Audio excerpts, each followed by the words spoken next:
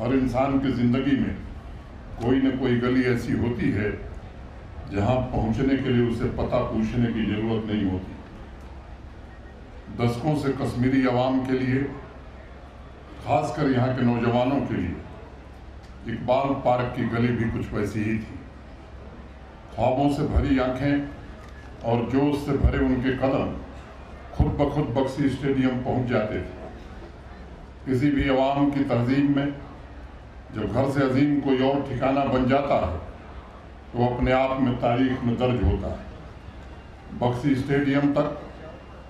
Stadium दशकों तक नौजवानों का यही ऐसा ही ठिकाना था। यहाँ बहुत से ख्वाबों ने जन्म लिया, मशहूर होकर पूरे देश में छा गए। यही वो बक्सी स्टेडियम है जिसने अवाम के लाखों लोगों के जीवन में स्पोर्ट्स के जोशो जुनून के रंग भरे और खिलाड़ियों के हुनर ने नई पीढ़ी को समृद्ध विरासत सौंपने का काम किया। कश्मीर घाटी में स्पोर्ट्स के इस नायाब और अब रिनोवेटेड अपग्रेडेड स्टेडियम को आज मैं आज़ादी के अमृत कालखंड में जम्मू कश्मीर के सभी नौजवानों और खेल प्रेमियों को समर्पित करता हूँ। दो पंक्तियाँ मैं कहना चाहूँगा। दिल की बस्ती अभी कहाँ बदली, ये मोहल्ले बहुत पुराने हैं। दिल की बस्ती अभी कहाँ बदली, ये मोहल्ले बहुत पुराने हैं। हक हमारा नहीं दरख्तों पर, ये परिंदों के आशियाने हैं, ये परिंदों के आशियाने हैं। मित्रों, मुझे स्मरण है और मुझे बताया गया कि 2014 में जो फ्लड आया था तो ये स्टेडियम उस बाढ़ के कारण, उस फ्लड के कारण काफ़ी क्षतिग्रस्त हो गया। जनवरी 2017 में अखबारों में खबर छपी थी। जम्मू के एमए स्टेडियम तथा श्रीनगर के बक्सी स्टेडियम के रिनोवेशन पर चर्चा के लिए सीजीओ कॉम्प्लेक्स में एक बैठक बुलाई गई थी। जो बहुत से काम बिखरे हुए थे, उन कामों को एक साथ करने की एक योजना बनी थी। भारत के सम्माननीय प्रधानमंत्री आदरणीय नरेंद्र मोदी जी का स्पष्ट निर्देश था कि एमए स्टेडियम को आईसीसी स्टैंडर्ड तथा बक्सी स्टेडियम को फीफा स्टैंडर्ड के लायक विकसित करना है और उसमें किसी भी समझौते की गुंजाइश नहीं है, वो नॉन निगोशिएबल। और यह भी बड़ी स्पष्ट रूप से उनका निर्देश था कि इस काम में किसी तरह के पैसे की कमी नहीं होने दी जाएगी और सभी को मिलकर के ये प्रयास करना है कि जम्मू कश्मीर ही नहीं बल्कि अंतर्राष्ट्रीय स्तर पर भी इस स्टेडियम की चर्चा हो। मुझे खुशी है कि 50 करोड़ रुपए की लागत से बन करके आज ये स्टेडियम जम्मू कश्मीर के नौजवानों को सपोर्ट करने का सौभाग्य हम सबको प्राप्त हुआ। आज का दिन जम्मू कश्मीर के खेल के इतिहास का स्वर्णिम दिन मानूंगा। प्रधानमंत्री जी के संकल्प के अनुरूप ही, जैसा मैंने कहा कि 50 करोड़ रुपए की लागत से फुटबॉल के साथ साथ सभी विश्व स्तरीय खेल सुविधाओं के लिए स्पोर्ट्स एनक्लेव को जम्मू कश्मीर के नौजवानों को सौंपा गया है।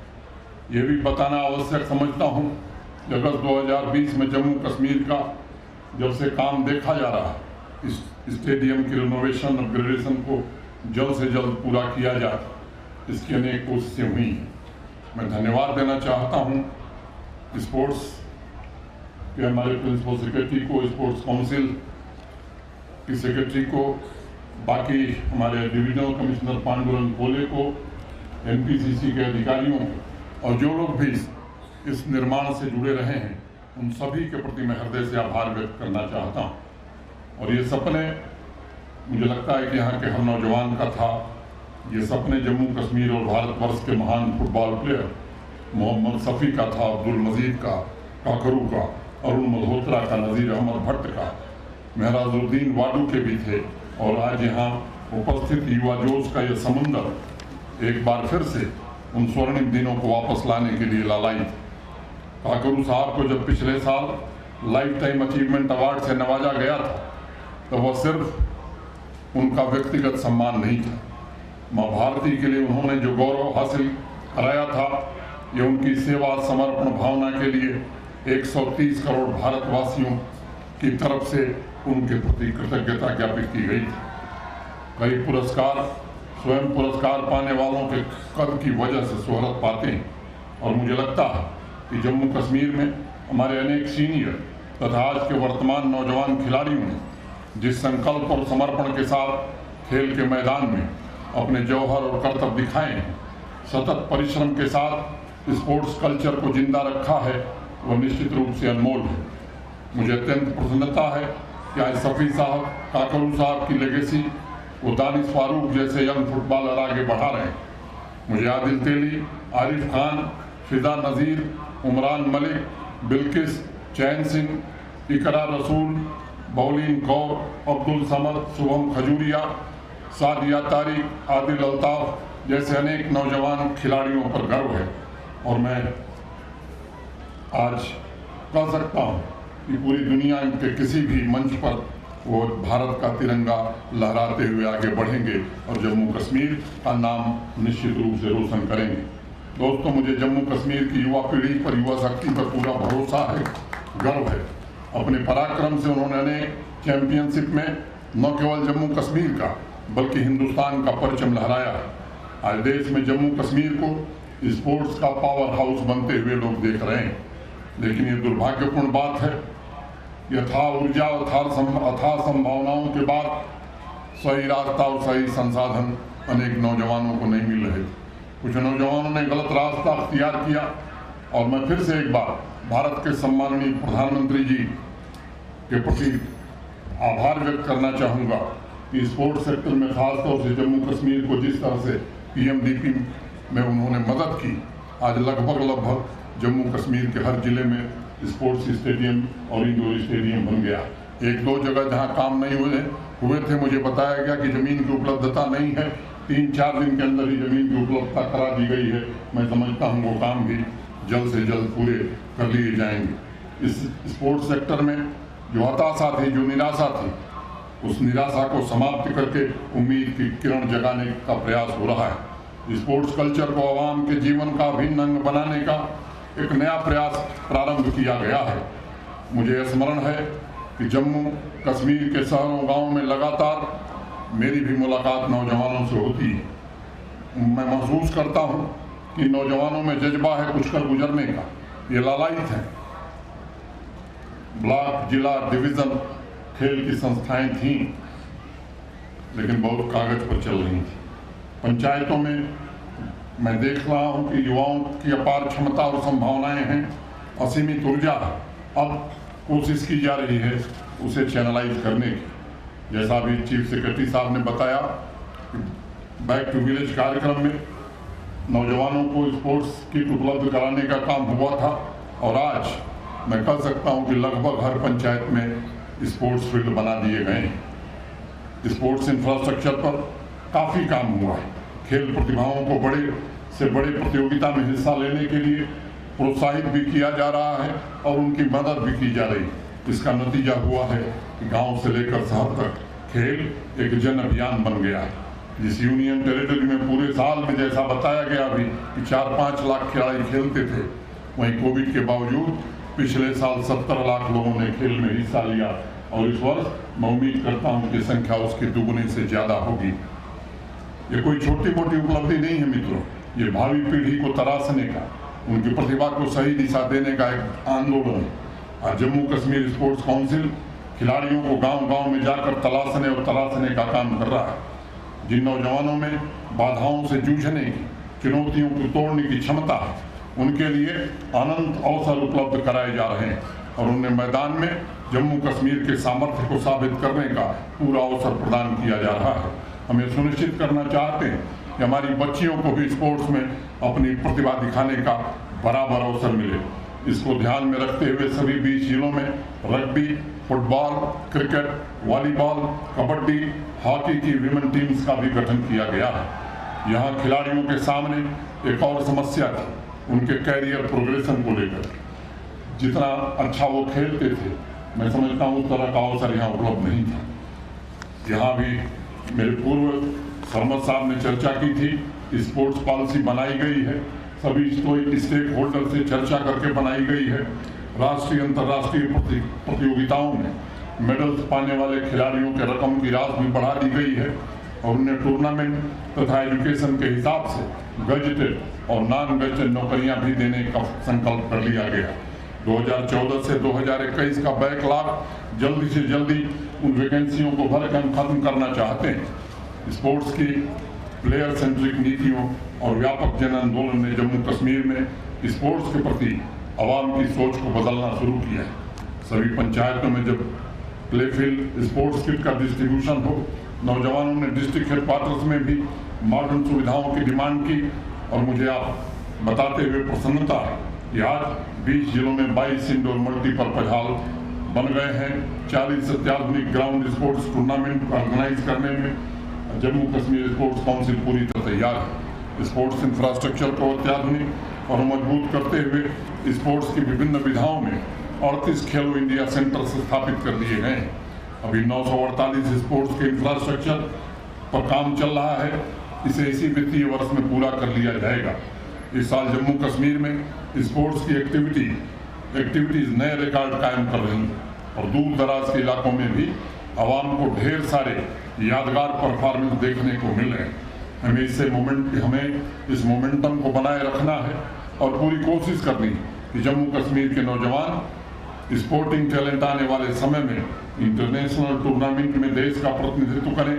और मैं भरोसा देना चाहता हूं कि जिस विश्वास और लगन से जम्मू कश्मीर में स्पोर्ट्स कल्चर विकसित हो रहा है, उसके लिए किसी प्रकार के संसाधन और इंफ्रास्ट्रक्चर की कमी नहीं होने दी जाएगी। मित्रों, नौजवानों की तरक्की के लिए 50 नए डिग्री कॉलेज बनाए गए। उनके सपने और आकांक्षाओं को पूरा करने की दिशा में अनेक प्रयास किए जा रहे हैं। आज हमारा नौजवान दिन में लैपटॉप और शाम को स्पोर्ट्स किट लेकर अपने सपनों को हकीकत में बदलने की कोशिश कर रहे हैं। हेल्थ की बेहतर सुविधाएं, कश्मीर घाटी से लोग चंडीगढ़ और दिल्ली जाते थे, अब विश्व स्तरीय सुविधाएं जम्मू कश्मीर में मिले, इसके सारे इंतजाम किए गए हैं। मित्रों, पिछले 3 वर्षों में बहुत कुछ बदल हुई। अनेक बार मैं चर्चा कर चुका हूँ। 20 साल 30 साल की लटकी हुई परियोजनाएं भी अब पूरी हो रही हैं। एक समय था जब 20-20 साल लगता था परियोजना को पूरा होने में, उनको तो पूरा किया ही जा रहा है। नई परियोजनाओं को भी समय सीमा के भीतर पूरा किया जाए, इसका भी इंतजाम किया जा रहा है। वंचित समुदाय, आम आदमी, गरीब वर्ग के लोग जो कानून की आड़ में दशकों से ज्यादती झेल रहे थे, उनका भी ख्याल रखा जा रहा है। अलगाववाद, आतंकवाद और परिवारवाद की दुर्व्यवस्था में बड़े पैमाने पर जो भ्रष्टाचार फला फूला, लाखों आम नागरिकों को दशकों तक बुनियादी सुविधाओं से वंचित रखा गया, उस व्यवस्था को पूरी तरह से समाप्त करके आम आदमी के तरक्की के रास्ते खोलने की कोशिश की जा रही है। जिस वक्त हिंदुस्तान के दूसरे हिस्सों में प्रति व्यक्ति पैसा दिया जाता था भारत सरकार की ओर से, मित्रों से 4 गुना 5 गुना पैसा जम्मू कश्मीर में आता था, लेकिन बुनियादी सुविधाएं नहीं बन सकी। मैं अनेक विषय हैं, मैं समझता हूं कि ये आवश्यक नहीं कि हर विषय पर मैं बोलूं, लेकिन 3 सालों में जो परिवर्तन हुआ है, मुझे लगता है वो आप महसूस कर रहे होंगे। कभी समय था कि जम्मू कश्मीर में 6 किलोमीटर सड़क पर दिन बनती थी, आज हम 20 किलोमीटर सड़क रोज बना रहे हैं। कभी समय था जब 2324 किलोमीटर ब्लैक टॉपिंग मैग्नेटाइजेशन होता था, आज 7500 किलोमीटर मैग्नेटाइजेशन हम कर रहे हैं। कभी समय था प्रधानमंत्री ग्राम सड़क योजना में जम्मू कश्मीर की गणना नीचे से तीसरे और चौथे राज्य के रूप में होती थी, आज जम्मू कश्मीर ऊपर से तीसरे और चौथे नंबर पर गिना जाता है। उत्तर प्रदेश ने केवल हमसे 1 किलोमीटर ज्यादा सड़क बनाई, इसलिए वो तीसरे पर आ गया, हम चौथे पर आ गए। ये हमारी प्रगति का इतिहास है। मित्रों, 3 वर्षों में आज ही गवर्नेंस में यूटी श्रेणी में हम नंबर 1 पर हैं और पूरे देश को देखें तो हम 5वें स्थान पर हैं। और आज स्टेडियम में मैं कहना चाहता हूं कि अगली बार जो सूची जारी होगी भारत सरकार की, उसमें जम्मू कश्मीर पहला या दूसरा स्थान हासिल करेगा पूरे देश में। किसानों की आमदनी के मामले में भी आज हम देश के सिर्फ 5 राज्यों में खड़े हैं। पंजाब और हरियाणा को छोड़ करके प्रति महीने किसान की आय जम्मू कश्मीर की तीसरे नंबर पर आ गई है। इस तरह के अनेक काम। डिस्ट्रिक्ट कैपेक्स मुझे याद है 5134 करोड़ था, पिछले साल बढ़कर 12600 करोड़ हो गया और इस साल 22126 करोड़ रुपए हो गया। चुने हुए प्रतिनिधि जिले में कौन से काम होंगे, ये सरपंच, पंच, बीडीसी के मेंबरान और डीडीसी के मेंबरान और चेयरमैन तय कर रहे हैं। ये 209 सर्विसेज ऑनलाइन मुहैया करा दी गई। और मित्रों, मुझे बताते हुए प्रसन्नता है, 6 लाख लोगों से फीडबैक लिया गया और हमारी जो अप्रूवल की रीडिंग है वो 80% से ज़्यादा है। कुछ लोग कहते हैं कि साहब कुछ बदल नहीं रहा है। चश्मा बदलिए, बदल दिखाई पड़ेगी। पुराने चश्मे से देखेंगे तो निश्चित रूप से कैसे देख पाएंगे आप। 70 साल में 14-15 हज़ार करोड़ का निजी क्षेत्र में निवेश आया था। आज मुझे बताते हुए प्रसन्नता, 24 अप्रैल को 38,080 करोड़ की ground breaking ceremony private investment की आदरणीय प्रधानमंत्री जी ने पल्ली गांव में करी थी। और मैं आपको बड़े विश्वास के साथ ये कहना चाहता हूँ, ये निजी क्षेत्र में जो निवेश है, माने इंडस्ट्री के क्षेत्र में जो निवेश है, ये न्यूनतम 75,000 करोड़ रुपए जम्मू कश्मीर में आने वाला है।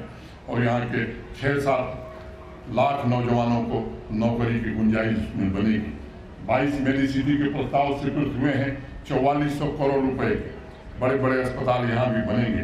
बीम एम्पावरमेंट पोर्टल पर आपके गांव में सड़क बन रही है तो कितना पैसा है, कितना खर्च हुआ है, कितना काम हुआ है, आप स्वयं देख सकते हैं।